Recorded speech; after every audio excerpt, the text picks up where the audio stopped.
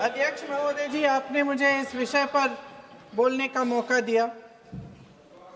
कुछ दिनों पहले हम राम मनोहर लोहिया अस्पताल गए थे। पुलिस लाठीचार्ज में घायल दिल्ली की उस छात्र की स्थिति जानने के लिए जो आईसीयू में अपनी जिंदगी की सबसे बड़ी लड़ाई लड़ रही है। हमसे कुछ ही समय पहले आदरणीय स्वास्थ्य मंत्री जी श्री जेपी नड्डा वहां गए थे और उनसे कुछ समय पहले अन्य नेता भी गए। जब तक हम वहां पहुंचे, उस लड़की की मां नेताओं के आने जाने से गुस्से में थी। सुन लीजिए, सुनिए, किसी की पीड़ा का मजाक नहीं उड़ाते। किसी कोई भी हो, किसी की पीड़ा का मजाक नहीं उड़ाते। आप संसद में बैठे हैं, निशिकांत जी आप बना रहे हो। जब तक हम वहां पहुंचे, उस लड़की की मां नेताओं के आने जाने से गुस्से में थी। किस लिए आए हो? उसने आईसीयू के दरवाजे के बाहर खड़े होकर हमें पूछा।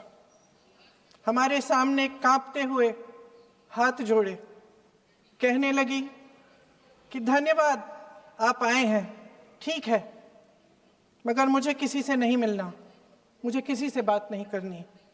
महोदय, उस मां की पीड़ा से उसका पूरा शरीर कांप रहा था, लेकिन उसने दृढ़ आवाज में कहा, सुबह से बड़े बड़े लोग यहां आ रहे हैं, एक के बाद एक वीडियो बना रहे हैं।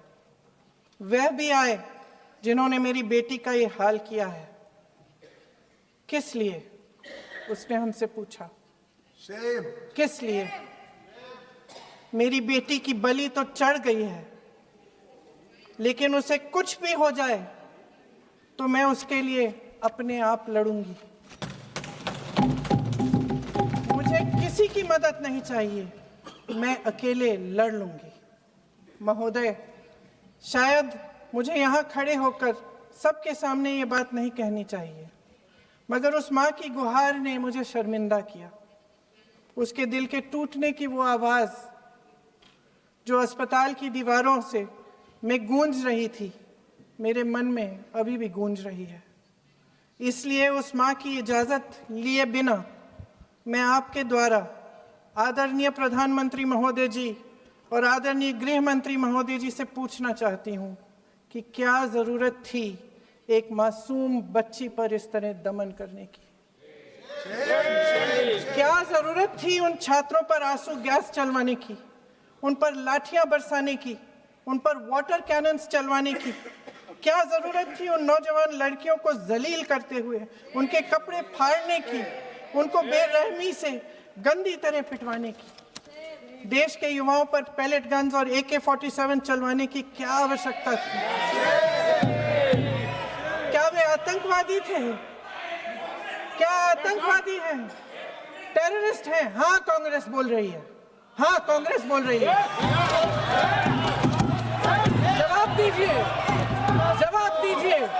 कांग्रेस बोल रही है, जवाब मांग रही है, जवाब दीजिए।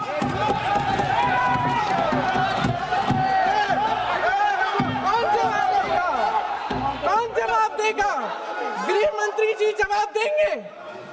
किसने ऑर्डर दिया? किसने ऑर्डर दिया पैलेट गन्स चलाने के लिए? किसने ऑर्डर दिया? आपके माध्यम से मैं पूछती हूं अध्यक्ष महोदय, किसने ऑर्डर दिया? प्रधानमंत्री जी ने दिया? गृह मंत्री जी ने दिया? जवाब देंगे? पूरा देश पूछ रहा है, सिर्फ कांग्रेस पार्टी नहीं पूछ रही है, पूरा देश पूछ रहा है। अध्यक्ष महोदय, देश के माता पिता पूछ रहे हैं, छात्र पूछ रहे हैं, अध्यापक पूछ रहे हैं, पूरा देश आज ये पूछ रहा है। और आपकी जिम्मेदारी बनती है कि आप इस सवाल का जवाब दें। क्यों डरते हैं आप इस देश के नौजवानों से? क्यों डरते हैं आप इस देश की बुलंद आवाज से? और उस आवाज को दबाने का हक आपको किसने दिया है? महोदय, ये सदन यहाँ बैठे हुए सांसदों की जागीर नहीं है, ये इस देश की अमानत है। यहाँ बैठे हम सब इस देश की जनता, इस देश के युवाओं, बुजुर्गों, गरीबों, अमीरों और सब धर्मों, सब वर्गों के देशवासियों के सेवक हैं। हम उनके प्रतिनिधि हैं और ये सत्ता हमें उन्होंने ही दी है।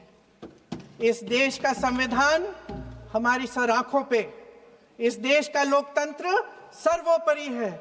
इसे ध्वस्त करना पाप है। यह करोड़ों जनता हमसे सिर्फ एक चीज मांगती है, जवाबदेही। इंग्लिश में इसे अकाउंटेबिलिटी कहते हैं। हमें सत्ता देकर, हमें यहां तक लाकर सिर्फ उसकी ये गुहार है कि जो हम करें उसकी भलाई के लिए करें, और अगर उनके साथ अन्याय हो तो हम उनके प्रति जवाबदेह बने और उन्हें न्याय दिलवाएं। पिछले दिनों हजारों बच्चे सड़क पर उतरे।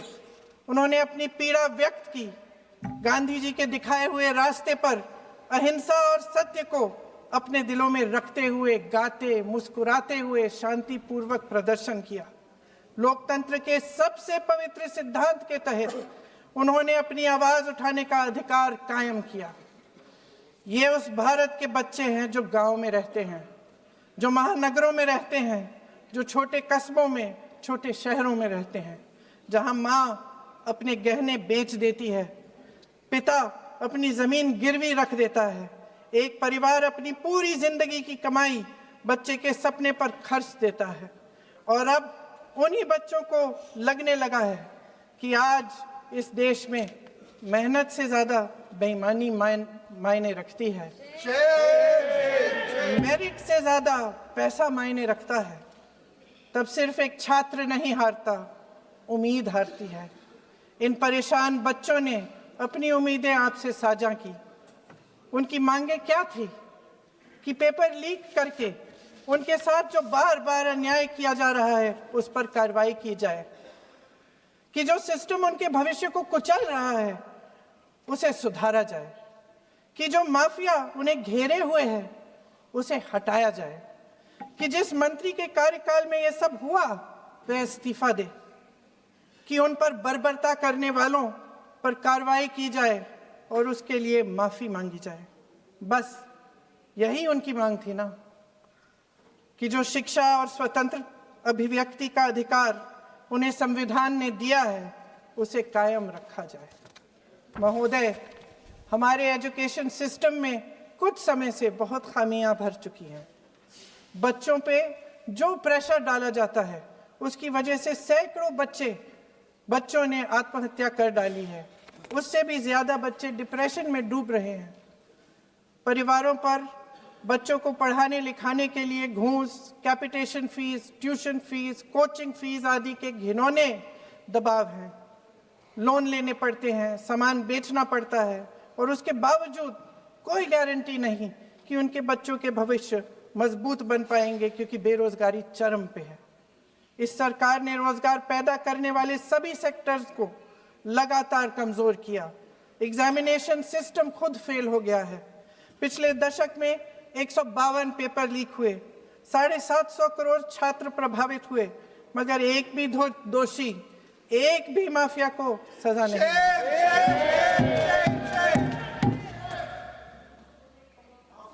हमारे एजुकेशन में आरएसएस के प्रचारकों को भर भर कर उसे खोखला बना दिया है। जबरदस्ती एनटीए बनवाकर सिस्टम का केंद्रीकरण करके उसे और भी उलझा दिया। देश के कुल बजट में, हाँ जी जबरदस्ती, आपने अभी अभी सुना तमिलनाडु के हमारे साथी क्या कह रहे थे। देश के कुल बजट में एजुकेशन बजट की हिस्सेदारी हर साल बढ़ाने की बजाय घटती जा रही है। 1.4 लाख करोड़ रुपया का पूरा बजट एजुकेशन बजट है और 1.32 लाख करोड़ सिर्फ नीट देने वाले 22 लाख बच्चों के परिवारों से हर साल खींचा जाता है। एक और शर्मनाक आंकड़ा भी है। 1.4 लाख करोड़ रुपया हमारा पूरा एजुकेशन बजट और 16 लाख करोड़ रुपए जो मौजूदा सरकार ने बड़े उद्योगपतियों के लोन माफ किए हैं। सोचिए कि इस सरकार की प्राथमिकताएं क्या है। सच ये है अध्यक्ष महोदय कि जिस तरह अस्पताल में उस छात्रा की मां का विश्वास पूरे सिस्टम से हट गया है, उसी तरह देश के युवाओं का भरोसा इस पूरे सिस्टम से टूट चुका है। और जब इस तरह देश के भविष्य हमारे युवा निराश होकर सरकार और सिस्टम से अपना भरोसा हटा देते हैं, तो उस भरोसे को फिर से बनाने के लिए सिस्टम के अंदर से जवाब नहीं ढूंढा जा सकता, उसके दायरे से बाहर निकलना पड़ता है, नए सिरे से ठोस प्रयास करने पड़ते हैं। अफसोस की बात यह है अध्यक्ष महोदय कि इतना हो जाने के बाद भी आदरणीय प्रधानमंत्री महोदय जी और उनके साथी इस सच्चाई को समझ नहीं पा रहे हैं। वे अभी भी ये सोच रहे हैं कि पीआर, नैरेटिव चेंज और पालतू मीडिया के सहारे एक बार फिर उनकी नैया पार हो जाएगी। परसों शिक्षा मंत्री जी ने शर्मनाक परिस्थितियों में अपना इस्तीफा दिया और कल यहीं मकरद्वार पर मेरे सत्ता पक्ष के सांसदों ने जिंदाबाद के नारे चिल्लाते हुए उनका संसद में ऐसे स्वागत किया जैसे मानो कोई सुपरस्टार पहुंच गए हैं।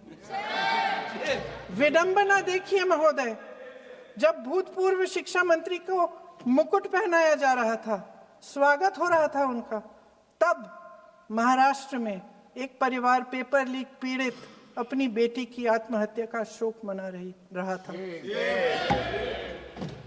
आपकी सरकार ने देश के करोड़ों छात्रों को क्या संदेश दिया? आपको किस बात का गौरव है, किस बात का अभिमान है? ये कौन सा अहंकार है? जहां आंखों में शर्म होनी चाहिए, वहां बेशर्मी और स्वागत के नगाड़े बजाए रह रहे हैं। एक तरफ मातम है, दुख है, यहां फूल माला डाल रहे हैं। कोई आप पर कैसे यकीन करे? प्रधानमंत्री महोदय जी ने नया शिक्षा मंत्री चुना, एक ऐसे व्यक्ति को इस पद पर आसीन किया जिसने एक गर्भवती महिला के बलात्कारियों की रिहाई पर अपनी सहमति व्यक्त की, खुशी जताई। देश की करोड़ों लड़कियों को प्रधानमंत्री जी ने इससे क्या संदेश दिया? सर, अखबारों में है, अखबार में नहीं। मेरा कुछ भी बोल के चले जाते हैं क्या? अरे ये तो कैसा क्या है इनके पास? ऐसा ही कोई आरोप लगा दीजिएगा, कोई नियम कानून नहीं है।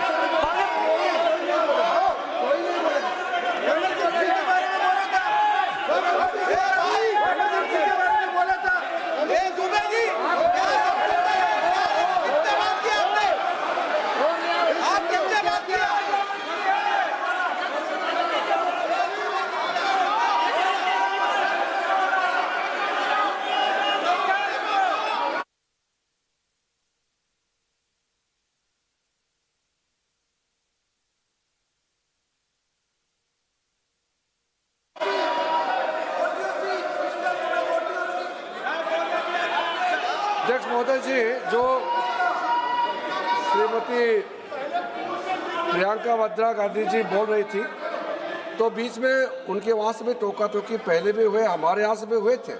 अभी हम लोग तो शांति से सुन रहे हैं, लेकिन जो अभी अभी हमारे वर्तमान नए शिक्षा मंत्री को जो उन्होंने टिप्पणी की, कैरेक्टर असैसिनेशन है एक तरीके से संसद में, और इस तरीके के भाषा हम उम्मीद नहीं करते हैं। मैं इसमें प्रहलाद जोशी जी ने भी खुद कहा है, एक तो उन्होंने प्रियंका जी ने जो गलत बात कही है रिकॉर्ड पे, उसको रिकॉर्ड से हटा दिया जाए। दूसरा इस तरह का भाषा का इस्तेमाल ना करें। आपने डिबेट से पहले आपने अपील किया कि संसद में डिबेट का स्तर को नहीं गिराने चाहिए। उनके पार्टी के वो सीनियर लीडर है, वो पहली बार चुन के आए हैं, मगर उनके पार्टी में सीनियर है, जिम्मेदारी के साथ बोलना चाहिए। अगर पूरा ऑथेंटिकेट नहीं कर सकते हैं तो मैं ये मानता हूं कि उनको क्षमा मांगना चाहिए सदन से।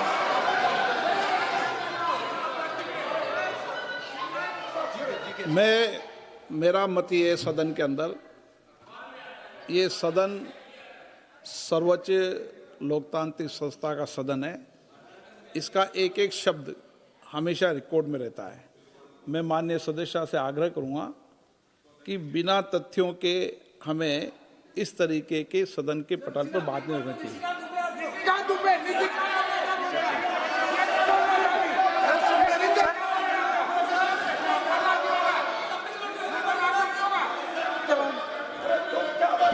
ये तो डिलीट कर दिया, लेकिन आगे भी वो भी डिलीट करा सर।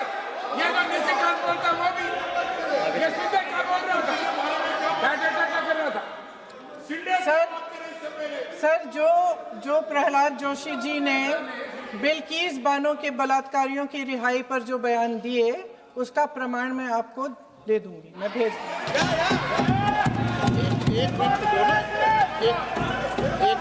मैं ऑथेंटिकेट करूंगा। स्पीकर का डायरेक्शन 115, उनको पहले ऑथेंटिकेट करने कहिए सर। ऑथेंटिकेट करेंगे उसके बाद वो आगे बढ़ेंगे, ऐसे नहीं होगा। पहले ऑथेंटिकेट करने दो सर। उनको ऑथेंटिकेट करने के लिए कहिए, ऑथेंटिकेट करने कहिए उनको। एक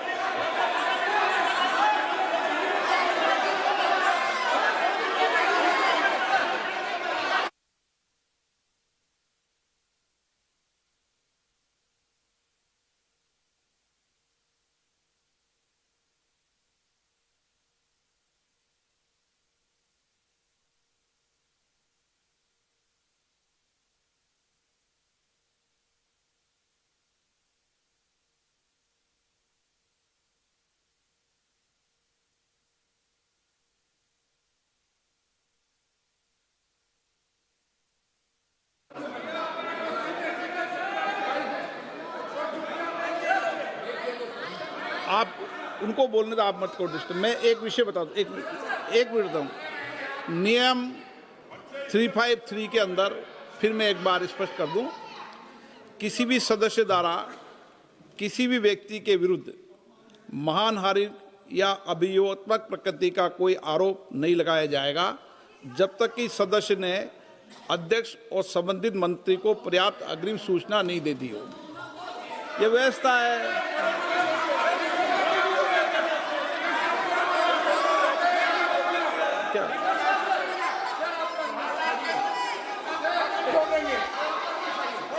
House, ma'am, the same house. Honorable Shrikant Bey told, still that is in the record about Indira Gandhi ji. Still that is in the record. Still that is in the record. Sir, you are not removed, sir. बोलो, आप भी बोल लो।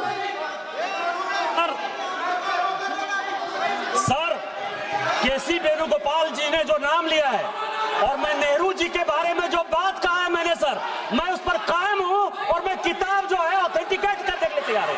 अय्याज थे नेहरू, अय्याज थे। मैं फिर दोबारा repeat कर रहा हूं, आई एम अगेन रिपीटिंग। यही फैक्ट है और मैं किताब में ऑथेंटिकेट करके दे रहा हूं। I am authenticating that book.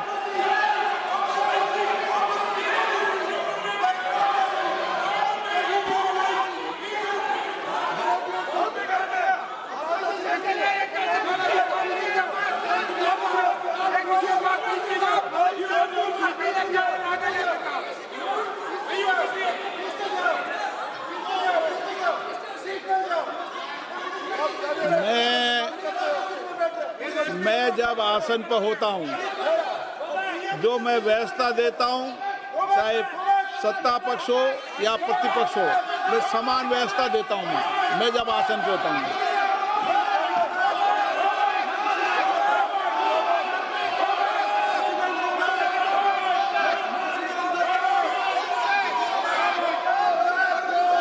Please बोलने दो। आप उनको बोलने दें, उनको बोलने दें। नो, अरे आप उनको नहीं बोलने देना चाहते? चलिए 114 प्लीज चाहिए। सर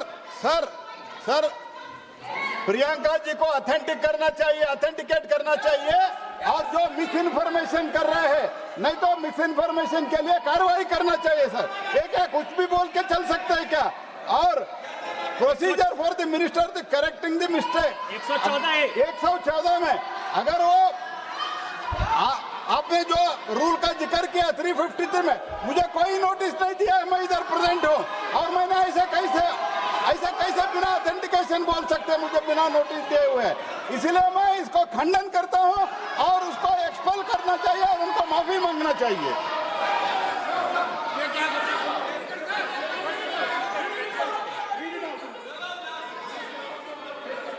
नहीं ये चैप्टर आगे नहीं बढ़ेगा sir. Bill pay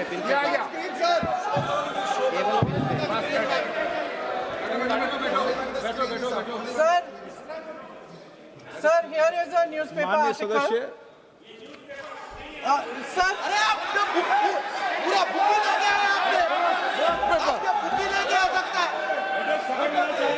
sir written by a respected माननीय journalist सदस्य, I will authenticate using this sir आप माननीय सदस्य प्लीज इसको छोड़ दें।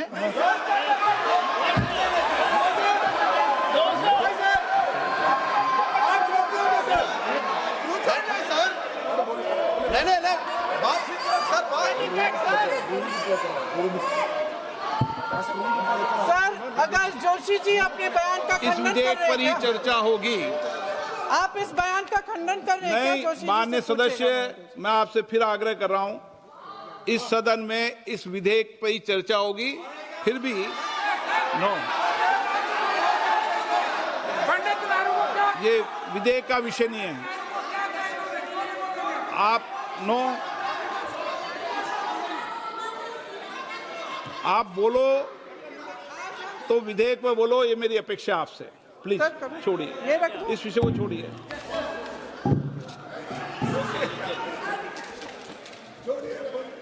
आज हम सदन पटल पर एक ऐसे विधेयक में संशोधन पर डिबेट कर रहे हैं जो 2024 में पारित हो चुका था और इसमें मुख्य संशोधन यही है कि पेपर लीक के अन्य अपराधों के लिए सजा बढ़ाई जाएगी। मगर जब से ये विधेयक पारित हुआ तब से अब तक इस सरकार ने एक भी अपराधी को सजा नहीं दी। आपने देखा है कि कल और परसों से फेस रिकॉग्निशन द्वारा प्रदर्शन करने वाले बच्चों के नाम और पते सार्वजनिक किए जा रहे हैं, मगर यही काम पेपर लीक करने वाले अपराधियों के लिए अभी तक नहीं किया गया। ना इस विधेयक में पेपर लीक रोकने के कोई ठोस कदम है। इससे देश के युवाओं का भरोसा कैसे बनेगा? अध्यक्ष महोदय, आदरणीय प्रधानमंत्री महोदय जी को आपके माध्यम से मैं कहना चाहती हूं कि शायद उन्हें अपने सलाहकार बदलने चाहिए। वे असलियत से एकदम टूट चुके हैं। नई कमेटियां बनाने से काम नहीं चलेगा। उनका अध्यक्ष चाहे कोई भी हो। राधा कृष्ण कमेटी भी व्यवस्था में सुधार लाने के लिए बनी थी। आज तक उसकी एक सिफारिश लागू नहीं हुई है और इस नई कमेटी में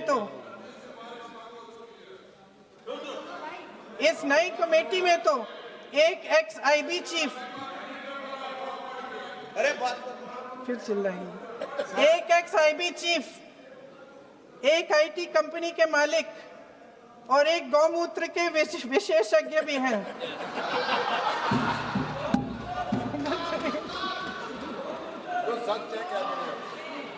इन्हें शिक्षा के बारे में क्या पता जी? सर सच है। आप आज मेरे से नाराज हो रहे हैं, पर मुस्कुरा लीजिए। उनको आपने भी चुनाव लड़ा।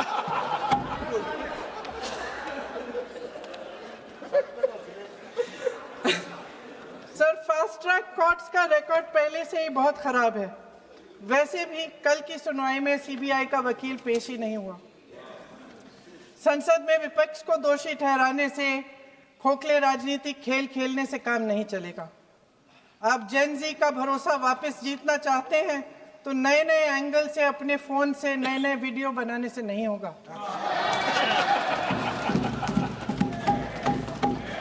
प्रधानमंत्री जी को कैमरे का एंगल नहीं, दिल का एंगल बदलना पड़ेगा।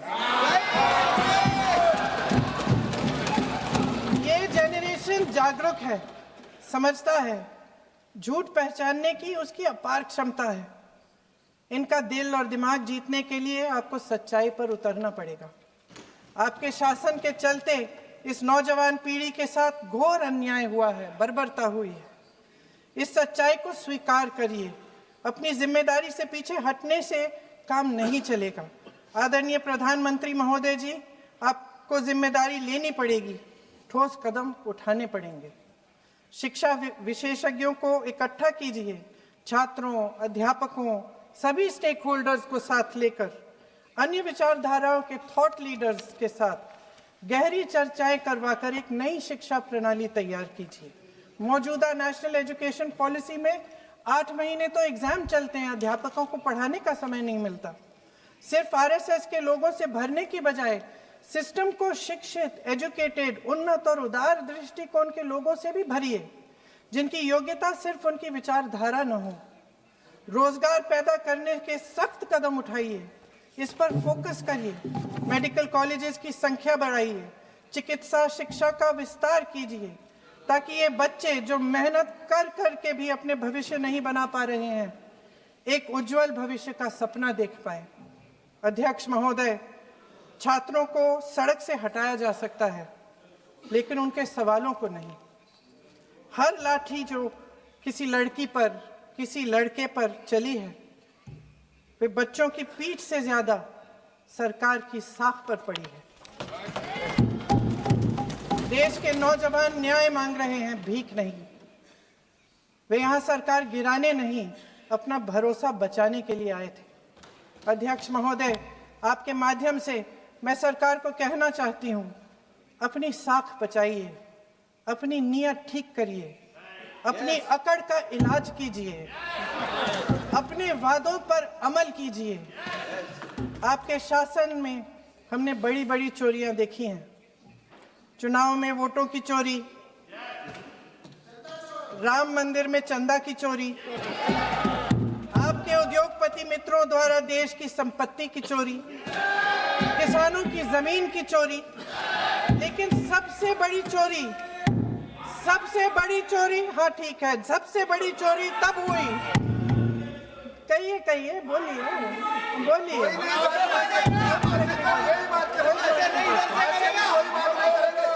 सुन लीजिए, शांति से सुन लीजिए, शांति से सुन लीजिए। आपको मौका मिलेगा, आप जितनी भी चोरियों की बात करना चाहते हैं आप कर लीजिए, अभी मेरा समय है। सबसे बड़ी चोरी तब हुई जब देश के नौजवानों के भविष्य, उनके सपने चुराए गए। भविष्य की चोरी, सपने की चोरी किसी भी चोरी से कहीं बड़ी होती है महोदय। अगर देश का युवा निराश हो जाए, अगर देश का युवा निराश हो गया, उसकी उम्मीद टूट गई, तो सबसे बड़ी हार भारत की हार होगी। और हम कांग्रेस और विपक्ष के लोग जान दे देंगे, मगर भारत की हार नहीं होने देंगे। जय हिंद।